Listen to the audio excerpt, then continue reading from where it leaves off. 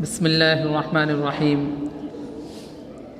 الحمد للہ وکفا وسلام علی عبادہ الذین اصطفى اما بعد اعوذ باللہ من الشیطان الرجیم بسم اللہ الرحمن الرحیم ان للمتقین مفازا حدائق واعنابا الی آخر سورۃ صدق اللہ العظیم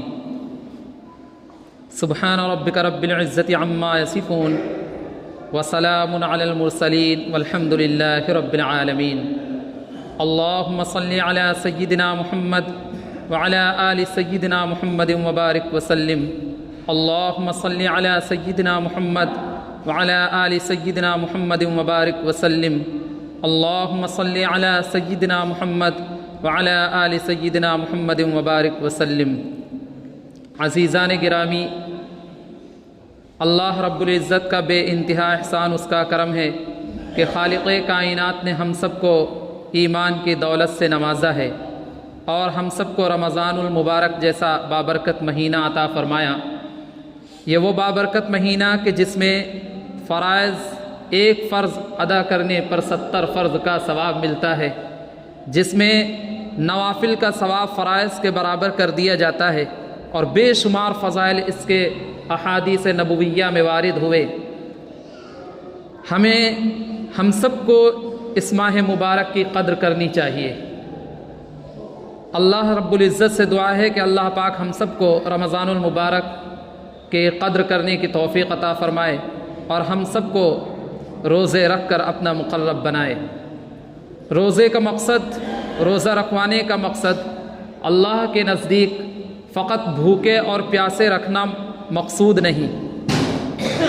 روزہ رکھوا کر اللہ تبارک و تعالیٰ یہ ہرگز نہیں چاہتے کہ ہمارے بندے بھوکے اور پیاسے رہیں اور پریشانیاں اٹھائیں، بلکہ جہاں پر روزے کا ذکر ہے وہیں اللہ تبارک و تعالیٰ نے فرمایا کہ یرید اللہ بکم الیسر ولا یرید بکم العسر۔ اللہ تم پر آسانی کا معاملہ کرنا چاہتا ہے، سختی نہیں کرنا چاہتا، تمہیں دشواری میں ڈالنا نہیں چاہتا۔ اس کی مثال ہم یوں سمجھیں کہ جیسے ماں باپ ہوتے ہیں تو وہ اپنے بچوں کو کڑوی دوا اس لیے پلاتے ہیں تاکہ بچے کے اندر جو امراض ہیں، جو بیماریاں ہیں، وہ ختم ہو جائیں۔ ہر چند کے بچے کو معلوم ہوتا ہے کہ کوئی ہاتھ پکڑے ہوئے ہیں، امی ہاتھ بھی پکڑے ہیں اور زبردستی پلا رہی ہیں، دوا چمچ سے ڈال رہی ہیں۔ بچہ یہ سمجھتا ہے کہ ہماری ماں ہم پر زیادتی کر رہی ہیں، ایسا نہیں ہے، وہ اس لیے اسے کڑوی دوا پلا رہی ہیں تاکہ اس کا جو مرض ہے وہ ٹھیک ہو جائے، وہ اس سے شفا یاب ہو۔ ٹھیک اسی طرح اللہ تبارک و تعالی ہم کو بھوکے اور پیاسے رکھنے کا اور خواہشات سے بچنے کا حکم اس لیے دے رہے ہیں تاکہ ہم متقی بن جائیں۔ آگے واضح کر دیا کہ لعلکم تتقون، مقصد یہ ہے کہ تم متقی بن جاؤ، اور متقی بن کے تم دنیا اور آخرت دونوں جہان کی فلاح و کامیابی اختیار کرو، چونکہ کامیابی جو اللہ نے رکھی ہے وہ تقوی میں ہے۔ دوسری صورت میں فرمایا ان للمتقین مفازا، کامیابی ہے متقیوں کے لیے۔ چنانچہ یہ موضوع کافی ہفتوں سے چل رہا ہے، میں چاہتا ہوں کہ ایک چھوٹے سے واقعے کے ساتھ میں اس موضوع کو مکمل کروں، چونکہ یہ اتنا وسیع موضوع ہے جس پر اگر بیان کیا جائے، جس پر اگر بات کی جائے تو شاید کئی ہفتے لگیں گے۔ لہذا اللہ تبارک و تعالیٰ فرماتے ہیں ان للمتقین مفازا، کامیابی ہے متقیوں کے واسطے۔ چنانچہ اللہ کے بندے ایسے ہوئے جنہوں نے تقوی اختیار کر کے بتلایا کہ تقوی اس کو کہتے ہیں۔ تقوی کسے کہتے ہیں؟ میں نے ایک مثال دی تھی صحابی رسول جناب حضرت ابو بکر صدیق رضی اللہ تعالیٰ عنہ کی، کہ ایک مشتبہ مال صرف ان کے حلق میں چلا گیا تھا، لقمہ، جس کی وجہ سے انہوں نے انگلی منہ میں ڈال کے پھر قے کی تھی۔ کس قدر دشواری اٹھانی پڑی، اور یہ صرف صحابہ کا معمول نہیں تھا بلکہ اللہ تبارک و تعالیٰ کے ایسے بندے ہمیشہ اور ہمہ وقت موجود رہے۔ آج بھی ایسے بندے موجود ہیں۔ اگر ایسے بندے موجود نہ ہوں، یقین جانیے دنیا کا نظام درہم برہم ہو جائے گا۔ آج اگر دنیا کا وجود قائم ہے تو ایسے متقین کے وجہ سے قائم ہے، ایسے اللہ والوں کی وجہ سے قائم ہے۔ انہی کو کہتے ہیں اولیاء، انہی کو کہتے ہیں قطب اور ابدال۔ پھر انہی کے واسطے قرآن مقدس کہتا ہے الا ان اولیاء اللہ لا خوف علیہم ولا هم یحزنون، کہ اللہ کے وہ ولی اور وہ دوست ایسے ہیں کہ جن کو صبح قیامت تک کسی قسم کا کوئی خوف ہوگا اور نہ ہی وہ غمگین ہوں گے۔ انہی میں سے ہم سب جانتے ہیں کہ ایک بزرگ اور عالی درجے کے بزرگ جن کا نام جناب محی الدین عبد القادر جیلانی رحمۃ اللہ علیہ، ان کے والد ماجد کا واقعہ علماء نقل فرماتے ہیں، اور پیر ذوالفقار احمد نقشبندی رحمۃ اللہ علیہ نے اپنی کتاب میں بھی نقل فرمایا ہے اس واقعے کو، کہ فرمایا کہ یہ اپنے گھر میں رہتے تھے اور چونکہ یہ مزدوری کر کے اپنا گزارا کرتے تھے، ایک وقت ایسا آیا کہ جب یہ بیمار ہو گئے اور بیمار ہونے کے باعث یہ بازار نہ جا سکے، اور پھر دھیرے دھیرے جو گھر کا خرچ تھا وہ ختم ہو گیا، اور پھر آپ نے روزہ رکھنا شروع کر دیا۔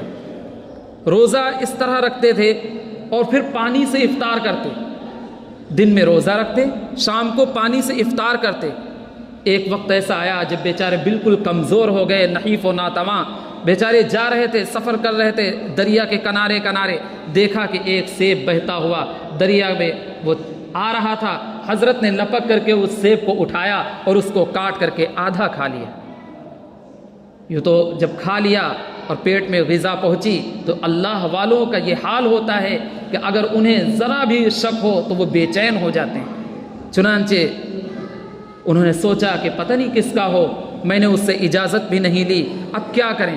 دل میں عجیب خیال آنے لگے کہ اے اللہ آپ مجھے معاف فرما دیجئے گا، آپ تو کریم ہیں رحیم ہیں، لیکن پھر بھی جب تشفی نہ ہوئی تو پھر اسی راہ چل دیے۔ ہمارا اور آپ کا حال کیا ہے کہ اگر ہم پڑی ہوئی کوئی چیز اگر پا جائیں تو ہمارے نوجوانوں کا حال کیا ہوتا ہے؟ پڑی چیز کا اللہ مالک، یہ حال ہوتا ہے ہم لوگوں کا، پوچھتے بھی نہیں ہیں کہ کس کی ہے، کس کی کیا چیز ہے، دھندلانے کی کوشش کرتے ہیں۔ لیکن ان کا حال کیا ہے؟ اسی راہ پر چل پڑے جس راہ سے وہ سیب بہتا ہوا آیا تھا۔ چلتے کافی دور جب نکل گئے اور تھک گئے، پریشان ہو گئے، جب پریشان ہو جاتے بیٹھ جاتے، پھر چلنا شروع کرتے، چلتے رہے، دیکھا دریا کے کنارے ایک باغ سیب کا لگا ہوا تھا۔ وہاں پہنچے، دیکھا ایک عالی جناب بزرگ، وہ چہرے پر نور ان کے برس رہا ہے، وہ بیٹھے ہوئے باغ کی رکھوالی کر رہے ہیں۔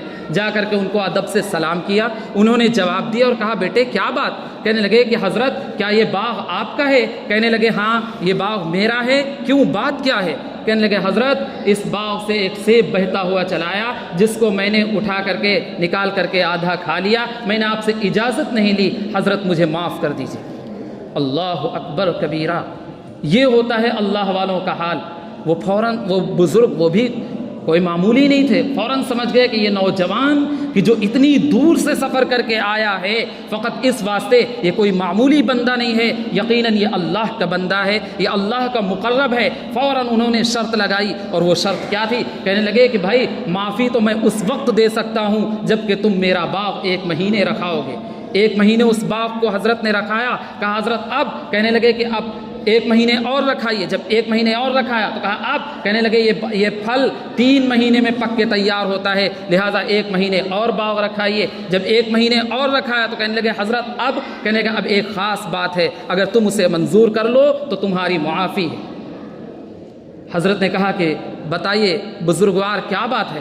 کہنے لگے کہ بات دراصل یہ ہے کہ میری ایک لڑکی ہے، وہ آنکھوں سے اندھی ہے، کانوں سے بہری ہے، پیروں سے لنگڑی ہے اور منہ سے گونگی ہے، وہ بول نہیں پاتی۔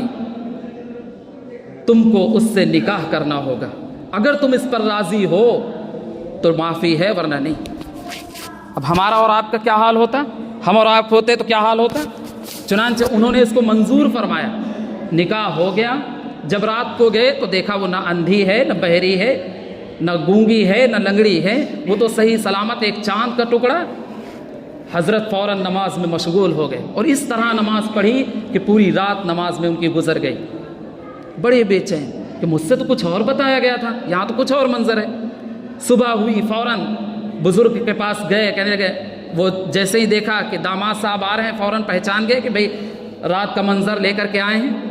کہنے لگے کہ میں تم سے جھوٹ نہیں بولا، کیوں؟ اس لیے کہ مومن کے لیے جھوٹ گناہ عظیم ہے، اس بات کا گواہ میرا رب کریم ہے۔ میں نے تم سے جھوٹ نہیں بولا، میں نے جو کچھ کہا وہ سچ کہا۔ دراصل بات یہ ہے کہ میری بیٹی کانوں سے بہری جو ہے وہ اس لیے ہے کیونکہ اس نے کبھی بھی اپنی زندگی میں غیبت نہیں سنی، گونگی اس لیے ہے کبھی کسی کی چغلی نہیں کی، وہ اندھی اس لیے ہے کبھی کسی غیر محرم کو جب سے وہ بالغ ہوئی کبھی کسی غیر محرم پہ اس نے نظر نہیں ڈالی، اور لنگڑی اس وجہ سے ہے کبھی بھی وہ گھر سے بلا ضرورت نہیں نکلی۔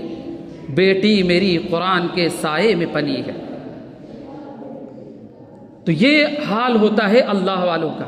چنانچہ انہی سے پھر یکم رمضان المبارک سن 1470 ہجری میں جناب عبد القادر جیلانی رحمۃ اللہ علیہ پیران پیر کی ولادت ہوئی۔ جب ماں باپ نیک ہوتے ہیں تو اولاد بھی نیک ہوتی ہے۔ من یعمل من الصالحات من ذکر او انثى وهو مؤمن فلنحيينه حیاتا طیبہ۔ آج کل ہم اور آپ کو یہی شکایت ہے کہ بھئی اولاد بگڑتی دن بہ دن بگڑتی چلی جا رہی، پہلے کے بزرگ کچھ تھے آج کی اولاد کچھ ہے، ماں باپ کو سمجھتی نہیں۔ ماں باپ کتنے پانی میں ہیں، کس قدر ان کے پاس کیا تقوی ہے، ماں باپ کے پاس کیا تقوی ہے، کیا وہ نیک ہیں؟ جب ماں باپ نیک ہوں گے تب جا کر کے اولاد بھی صحیح سالم ہوگی اور نیک ہوگی۔ تو اس لیے ہم سب کو چاہیے کہ ہم اپنے جو بھی کام کریں اس میں تقوی اختیار کریں اور بھرپور محنت کریں۔ اس میں ہر ایک چیز محنت سے ملتی ہے۔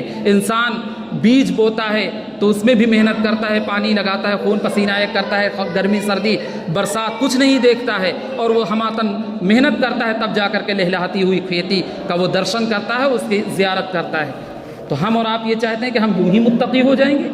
انسان جاتا ہے، وقت کم ہے، بس ایک مثال واضح، انسان اگر بیت الخلاء جاتا ہے، ایک بزرگ گئے بیت الخلاء، وہاں کہیں راستے میں سفر کر رہے تھے، دیکھا کہ ان کو ضرورت ہوئی، حاجت پیش آئی، وہ گئے، جب وہاں دیکھا تو جب وہاں گئے فارغ ہو کر کے جب واپس نکلے، چپراسی نے کہا بھائی اس میں کچھ پیسے ڈالیے، جو بھی ہوں، 1 روپیہ 2 روپیہ جو بھی ہوں، کہا ڈالیے۔